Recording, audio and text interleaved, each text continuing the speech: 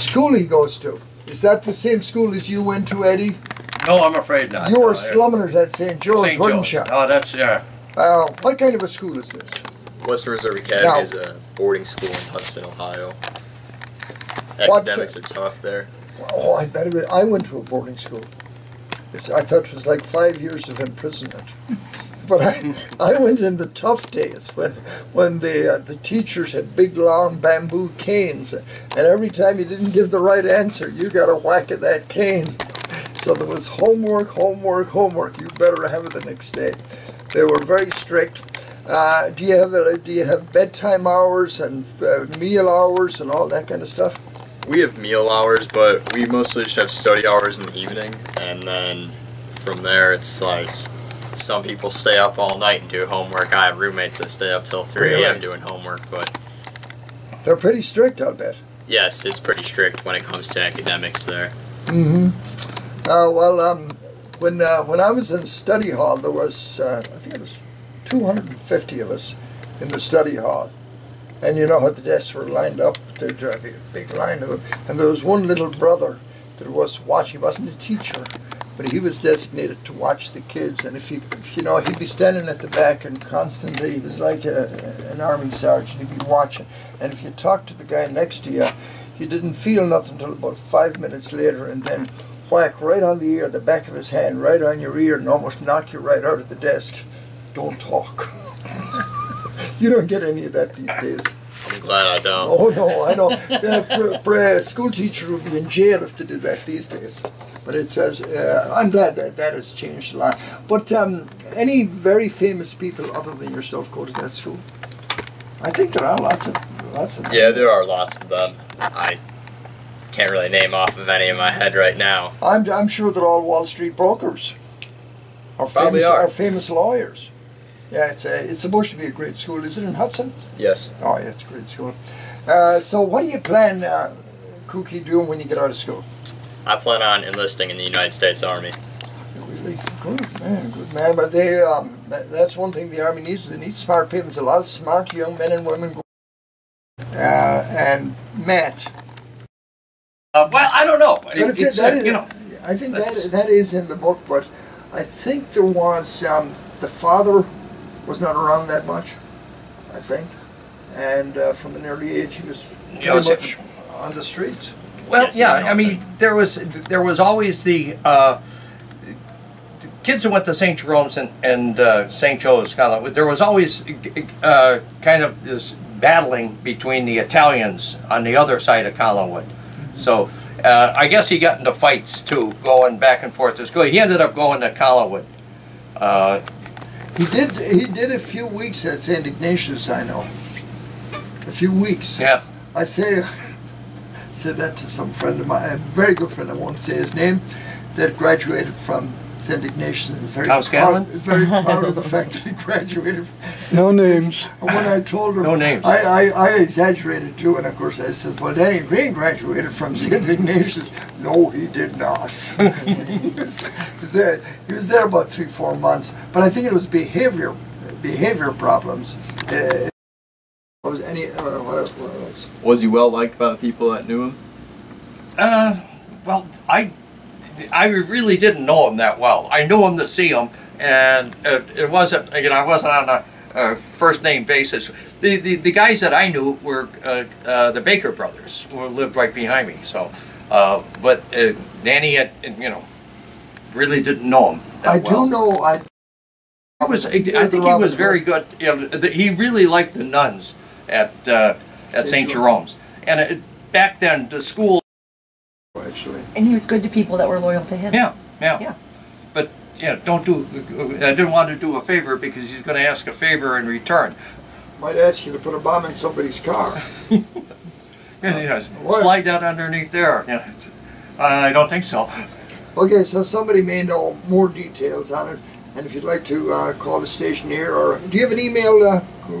Yes, I do. Have an email? You want to give it up? It is Hawkins Hodgson, HAWKINS HODGSON17@WRA.net. Let me give that out again. Did you write that down? It's his last name. So oh, yes, okay. Right. Okay. All right. Anything else? What was the atmosphere of Cleveland during the summer of 1976 with all the bombings? I used to wake up every morning, grab the plain dealer, and I'd say, "What is Danny going to do today?" That's it. Oh, really? It was. Unless you're a good friend of Chandra Burns, and yeah, he made happening to somebody many times along Mayfield Road too. Yeah. Didn't he talk some friend of his into putting a bomb in a car? yeah, that at was Artie Mayfield? Sneppinger. Yeah, that was at grade school. Mayfield and Coventry, was it? The gas station? Yes. Yeah. I It was just remember that. up the hill there. Yeah. And the bomb didn't go off, or did? No, it did go off, and Artie Artie got didn't blown survive away, it. yeah. Yeah. Pray for him. Somebody said that Danny He got actually the good to him, set the yes. bomb off. That he was. I had no He knowledge of he that one. wanted to get rid of him. But I went, like I say, it was the kids in the neighborhood. For the morning well at the one Yeah. I remember so well, and of course you knew Eddie. No, I have not. Yeah, he lives. I think he lives in Lyndhurst, and he was a policeman in Lyndhurst. Rick has a lot of stories, and when he was here talking to us, he said he wished he had met Eddie because there was a few things, and he said after he had written the book, he met so many people that knew so many more things about Danny than he did. And he says to me, I wish I had met all those people before I wrote the book. I could have put a lot more information. But if it's ever done again, and if you write the book on it, make sure the movie is made in Cleveland. I will. Yeah, do that. We'll talk more. In the second half of the program, we got a lot of people that listen to the first half, and then they go off to church, and vice versa. Some don't hear both hours. You're here talking today about you're writing a paper. Continue. Writing a paper about Danny Green, and I'm here to get some inside information relating his life. Mm-hmm. And And you're a student at Western Reserve Academy.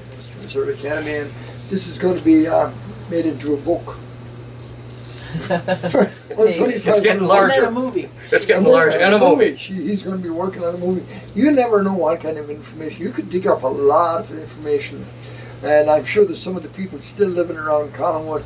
Maybe your mom, I know she grew up in the days when we all used to drive around there.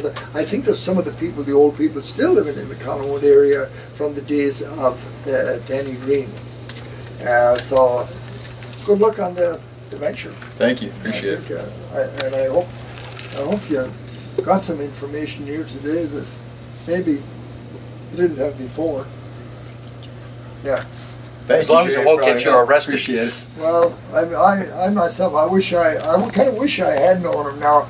You know, you'd often see that. You say to yourself after somebody passes on, gosh, I wish I'd spend more time or went out of my way to get to know that person. Then again, it was dodgy enough trying to get to know Danny Green. I remember this story. Kevin McGinty told me that he went up to Danny Green one time and asked him for a donation for the Pioneers. Now, Danny wasn't a drinker, but he didn't know who the heck Kevin McGinty was. And Kevin says, you know, he was kind of an intimidating. Kevin didn't know who he was, but he got that feeling from him, because the guy was a powerful personality, and he says he looked like he was looking right through you with those eyes of his. So again, I wish I had got to know him, and a lot of us wish we had. Now he'd be one in the 70s. You've been over at his place when it blew up. Yeah, we visited him. Yeah, asking him to do a radio interview. All right. Now, thanks for coming in, and Ann, come over here to the microphone. Thank you very much for helping out, Kookie. We appreciate it. And this is a very colorful group here. Listen now, one of the things I just wanted to say to you, you and I have a mutual friend, was the Grand Marshal of the parade this year. Yes, Jack Coyne, and a good big Irish hello and good morning to Jack, and we thought you did a great job, and it was well deserved to be the Grand Marshal. That's right, and I saw Tim Lavelle the other day. I met him at Tom Scanlon's party.